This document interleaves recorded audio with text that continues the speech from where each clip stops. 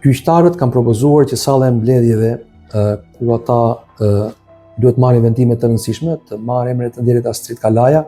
gjaku i tij që dëshmoi këtë krizë të thellë,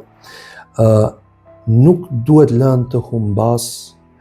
dhe me patjetër duhet që nëse do të ketë një reformë të re, kjo duhet të jetë menjëherë reforma e organeve drejtuese të gjyqësorit. Këto nuk e kanë përmbushur misionin e tyre dhe me gjas, nisu dhe nga rrethana e heshtjes, e mosgjetjes asgjë për të thënë, por i qoftë edhe empatis për të shkuar kolektivisht familjes dhe për të derdhur një pikë lot për të situatë kaq tragjike se la bashkëshorta i la fëmijë jetim, por dhe refuzimi për të marrë masa në kohë, sepse këto masa janë paralajmëruar. Kjo është kronikë e një vrasje të paralajmëruar. Unë e dëshmoj në vetë të parë se i kemi pasur këta përfaqësues në krye të tryezave tona dhe ku